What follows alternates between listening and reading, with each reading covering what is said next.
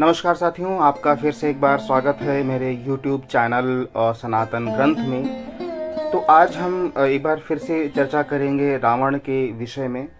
वैसे तो हम सभी बचपने से लेकर और अभी तक प्रतिदिन और जब भी हम या फिर हमें जब भी समय मिलता है रामायण के बारे में चर्चा करते हैं, देखते हैं, सुनते हैं, पढ़ते हैं और सबके बारे में बात करते हैं। साथ ही साथ हम कहीं ना कहीं रावण के बारे में भी बात करते हैं। दशहरे के समय हालांकि हम जानते हैं कि पूरे देश में जो दशहरा है वो बड़े हर्षोल्लास से मनाया जाता है और उस दिन रावण का दहन भी होता है। ये बात बिल्कुल सच है, इसमें कोई दो राय नहीं है कि रावण एक बुरा व्यक्ति था, लेकिन यह है कि रावण के अंदर कहीं ना कहीं कुछ अच्छाइयाँ भी थीं और भी इसके अलावा बहुत सारी ऐसी बातें हैं जो हम सब नहीं जानते हैं।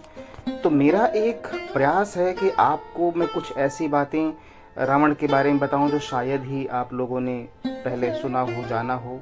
हालांकि मैं ये नहीं कह रहा हूं कि आप लोगों ने नहीं जाना हो, लेकिन हो सकता है आप में से बहुत से लोगों को ना पता हो। तो और एक बात ये भी है कि रावण को महान पंडित माना गया क्योंकि वो वेद और शास्त्र सब कुछ जानता था। तो चलिए आज जानते हैं दशानन रावण के बारे में 10 अनजाने और रोचक तथ्य। बाकी ये है कि आगे बढ़ें इससे पहले मेरा आपसे एक नम्र निवेदन है कि यदि आप चैनल पर नए हों तो चैनल को बिना सब्सक्राइब किए मत जाइएगा। और हाँ, आप वीडियो देखने के लिए आए मेरे चैनल पर, उसके लिए आपका सादर धन्यवाद। तो चलिए आगे बढ़ते हैं। पहला ये है कि एक शोधानुसार भगवान श्री राम का जन्म 5114 ईस्वी पूर्व हुआ था। उन्हीं के काल में रावण का भी जन्म हुआ था। रावण शब्द का अर्थ होता है दूसरों को रुलाने वाला, परंतु आदिवासी सभ्यता के अनुसार रावण यानी राजा था। राम तो बहुत मिल जाएंगे, लेकिन रावण नाम का दूसरा कोई व्यक्ति नहीं मिलेगा। कहते हैं कि रावण के 7 भाई थे जिनके नाम इस प्रकार हैं: कुबेर, विभीषण, कुंभकर्ण, अहिरावण, महिरावण, खर और दूषण। इनमें से विभीषण, कुंभकर्ण रावण के सगे भाई थे। बताते हैं कि रावण की 2 बहनें भी थीं, एक सुपर्णखा जिसके बारे में हम सभी जानते हैं और दूसरी कुंभिनी। कुंभिनी मथुरा के राजा मधु राक्षस की पत्नी थी और राक्षस लवणासुर की मां थी। खर, दूषण, कुंभिनी, अहिरावण और कुबेर रावण के सगे भाई बहन थे।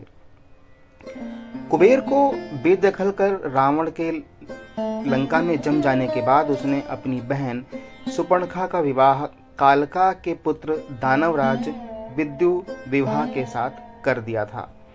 रावण एक कुशल राजनीतिज्ञ, सेनापति और वास्तुकला का मर्मज्ञ होने के साथ साथ बहुत सारी विद्याओं का ज्ञाता भी था।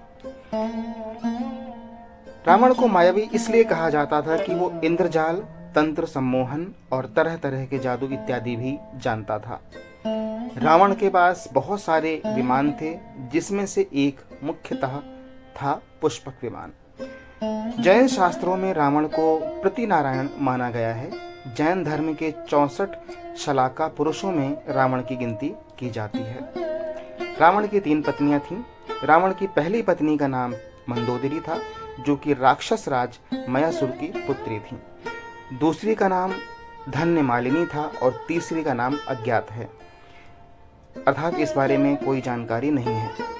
ऐसा भी कहा जाता है कि रावण ने उसकी हत्या कर दी थी। दिति के पुत्र मय की कन्या मंदोदरी उसकी मुख्य रानी थी, जो हेमा नामक अप्सरा के गर्भ से उत्पन्न हुई थी। मंदोदरी से रावण को जो पुत्र मिले उनके नाम हैं इंद्रजीत, मेघनाथ, महोदर, प्रहस्त, विरूपाक्ष, भीकम, वीर।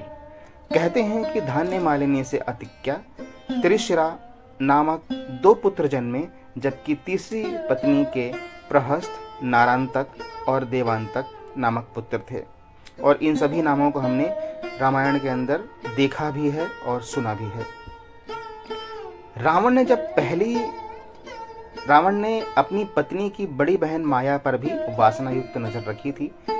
माया के पति शंभर को जब पता चला तो उसने रावण को बंदी बना लिया था। तभी उसी समय शंभर पर राजा दशरथ ने आक्रमण कर दिया। इस युद्ध में शंभर की मृत्यु हो गई। जब माया सती होने लगी तो रावण ने उसे अपने साथ चलने को कहा। तब माया ने कहा कि तुमने वासना युक्त होकर मेरा सतीत्व भंग करने का प्रयास किया, इसलिए मेरे पति की मृत्यु हो गई, अतः तुम्हारी मृत्यु भी इसी कारण होगी। विश्व विजय करने के लिए जब रावण स्वर्गलोक पहुंचा तो उसने वहां कामातुर होकर अप्सरा रंभा को पकड़ लिया था। यह बात जब नल कुबेर को पता चली तो उसने रावण को शाप दिया कि आज के बाद रावण बिना किसी स्त्री की इच्छा के उसका स्पर्श नहीं कर पाएगा, और यदि करेगा तो उसका मस्तक 100 टुकड़ों में बंट जाएगा। एक बार वेदवती नाम की एक स्त्री भगवान विष्णु को पति के रूप में पाने के लिए तपस्या कर रही थी। रावण उसे भी देखकर मोहित हो गया और उसने उसके बाल पकड़े और अपने साथ चलने को कहा। उस तपस्वी ने उसी क्षण अपनी देह त्याग दी और रावण को शाप दिया कि एक स्त्री के कारण ही तेरी मृत्यु होगी। ब्रह्मा जी के पुत्र पुलत्स ऋषि हुए, उनका पुत्र विश्रवा हुए और विश्रवा का पुत्र रावण था। इस तरह ब्रह्मा जी रावण के परदादा थे। रावण की माता का नाम कैकसी था, जो दैत्यराज सुमाली की पुत्री थी। सौतेली माता का नाम देवांगना था, जो ऋषि भारद्वाज की पुत्री थी। देवांगना के पुत्र का नाम कुबेर था। कहते हैं कि रावण अपने पिछले जन्म में हिरण्याक्ष था और उसके पहले वो श्री हरि विष्णु के पार्षद जय और विजय में से एक था। रावण का बचपन हर तरह की शिक्षा और विद्याएं सीखने में बीता। बाल्यकाल में ही रावण चारों वेदों का ज्ञाता बन गया था। इसके अलावा उसने आयुर्वेद, ज्योतिष और तंत्र विद्या में भी महारत हासिल कर ली थी। युवा होते ही वो कठोर तपस्या करने के लिए जंगलों में चला गया। वो जानता था कि ब्रह्मा जी उसके परदादा हैं, इसलिए उसने पहले उनकी घोर तपस्या की और कई वर्षों की तपस्या से प्रसन्न होने के बाद ब्रह्मा जी ने रावण को वरदान मांगने को कहा। तब रावण ने अजर अमर होने का वरदान मांगा। ब्रह्मा जी ने कहा कि मैं ये नहीं दे सकता, लेकिन तुम्हें कई तरह की शक्तियां प्रदान कर सकता हूँ। तुम ज्ञानी हो, इसलिए समझने का प्रयास करो। रावण ने स्वीकार कर लिया और वो कई तरह की शक्तियां लेकर चला गया। बाद में उसने भगवान शिव की घोर तपस्या की। रावण शिव भक्त था। रावण ने शिव तांडव स्तोत्र की रचना करने के अलावा अन्य कई तंत्र ग्रंथों की रचना की। रावण संहिता नाम से एक लिखित ग्रंथ आज भी प्रचलित है। नाड़ी परीक्षा का, ज्योतिष और आयुर्वेद का ग्रंथ भी उसी ने लिखा था। रावण के कुल 13 ग्रंथ लिखे थे। रावण ने सुंबा और बाली द्वीप को जीतकर अपने शासन का विस्तार करते हुए अंगदीप, मलयद्वीप, वराहद्वीप, शंखद्वीप, कुशद्वीप, यवद्वीप और आंध्रालय पर विजय प्राप्त की थी। उसके बाद रावण ने कुबेर से लंका को छीन लिया था। आज के युग के अनुसार रावण का राज्य विस्तार इंडोनेशिया, मलेशिया, बर्मा, दक्षिण भारत के कुछ राज्य और श्रीलंका पर रावण का राज था।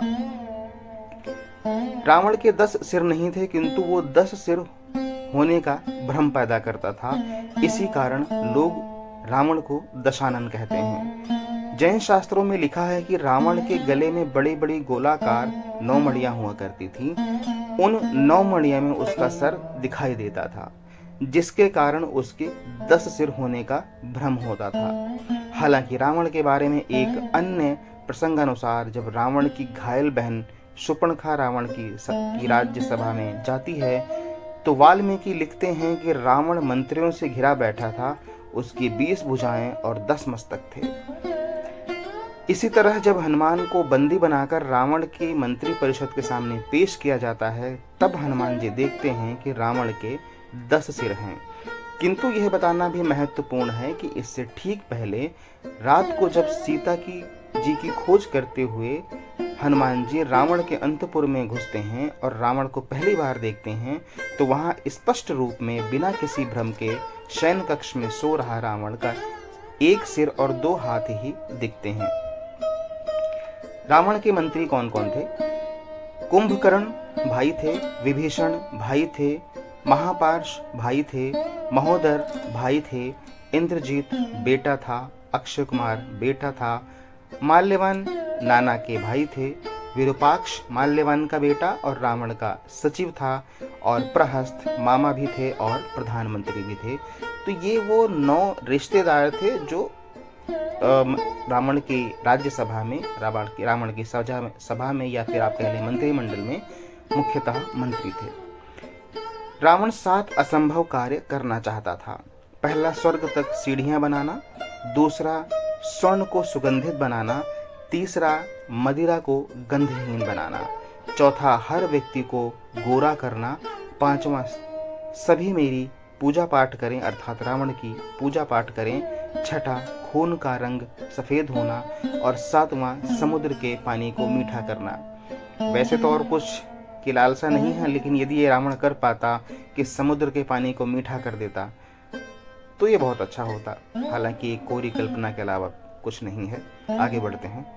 रावण अपने परिवार से प्रेम करता था, सिर्फ विभीषण ने ही उसे धोखा दिया। रावण कहता था कि यदि लक्ष्मण की तरह मेरा भी भाई होता तो मुझे कोई हरा नहीं सकता था। सहस्त्रबाहु अर्जुन और सुग्रीव के भाई बाली ने रावण को हराकर उसे बंदी बना लिया था, लेकिन बाद में रावण की इन्हीं से मित्रता हो गई थी। रावण तीनों लोकों पर राज करना चाहता था।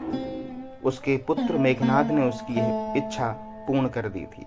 कहते हैं श्रीलंका में आज भी रावण का शव सुरक्षित रखा है। मान्यता अनुसार रैगला के जंगलों के बीच एक विशालकाय पहाड़ी पर रावण की गुफा है। रैगला के घने जंगलों और गुफाओं में कोई नहीं जाता, क्योंकि यहाँ जंगली और खूंखार जानवरों का बसेरा है। इसी गुफा में रावण का शव रखा हुआ है। तो साथियों, ये थी वो 25 बातें जो मैंने अपने माध्यम से, इस वीडियो के माध्यम से आप तक पहुंचाने का प्रयास किया। यदि आपको वीडियो अच्छा लगा हो या फिर आपका तनिक भी ज्ञानवर्धन हुआ हो, जरा भी आपका ज्ञान बढ़ा हो, तो कृपया वीडियो को लाइक ज़रूर कीजिएगा, शेयर भी कीजिएगा। और अगर, जैसे कि मैंने शुरू में कहा था, यदि आप चैनल पर नए हैं तो चैनल को बिना सब्सक्राइब किए मत जाइएगा। मिलते हैं अगली वीडियो में, तब तक के लिए जय हिंद, जय भारत।